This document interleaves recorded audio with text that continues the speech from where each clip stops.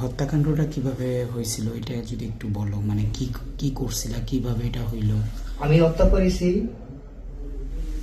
এই জাহাজে, আল বেকারা জাহাজ, চাঁদপুর মালিশ্বর আমি হত্যা করেছি।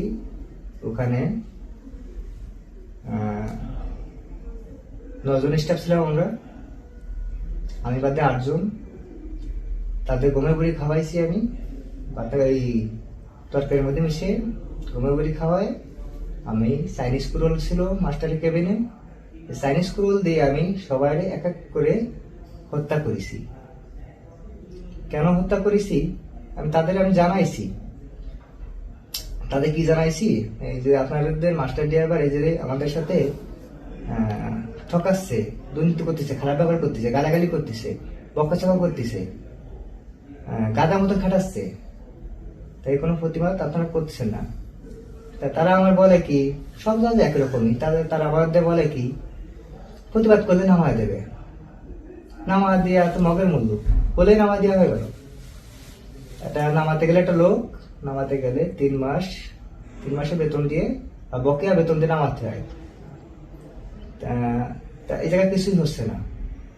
এই জায়গায় ফট করে একটা জাহাজেতে লোক নামা দিচ্ছে, কেমন ধর মামু করে আনতে কলামায় নেমে গেলাম। তো নামা দিয়ে বলো 82 টাকা মারি দিবানি। 82 টাকা মারতে গেলে সারা বছর কেটে যায়, 82 টাকা আটকে যায় নেটের কারণে টাকা আসে না। এই 1 বছরের মধ্যে বা 5 মাস 6 মাস 4 মাস বেতন আটকা থাকে।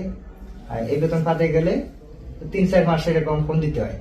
তা এই ফোন দিতে দিতে যে ফোনের টাকা যে ক্ষয় ফেলায়, এটা বেতন আলাদাভাবে আরেকটা হয়ে যায়। তারপরেও মাস গেলে বেতন ফেটায়, যদিও কোনো জাহাজে ফেটায়, তা পুরোপুরি বেতন কেউ ফেটায় না, হাফ ফেটায় বা 3 ভাগে 1 ভাগ ফেটায় বা 4 ভাগে 3 ভাগ ফেটায় এরকম।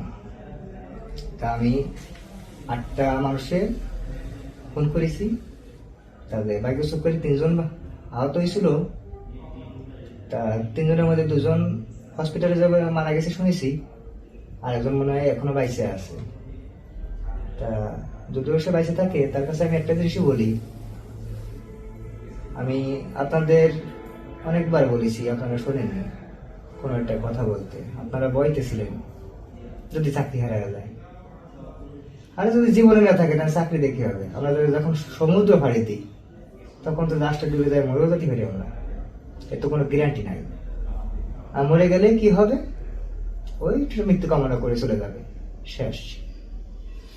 তাছাড়া তো কিছু না। এই আর কি, এসলো আমার বলার।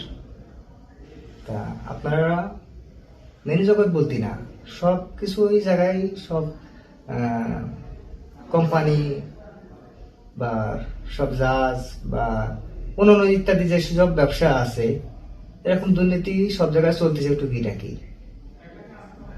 তাই সব দুর্নীতি চললে আমাদের মতন শ্রমিকরা আমাকে এই 2টি টাকার জন্য আমরা আসি ফ্যামিলি থুয়ে, কেউ মানুষ থুয়ে দূরে চলে আসি, যাদের ফ্যামিলি খুশি থাকে যারা, তাই সেই ফ্যামিলি তো খুশি রাখতে পারি না যে স্যালারি পাই। আর এই স্যালারির মধ্যে 2-3 মাস বেতন আটকা থাকে, আমি ফ্যামিলি খুশি রাখবো কিভাবে? তারা তো না খেয়ে মরে থাকবে। আর এখান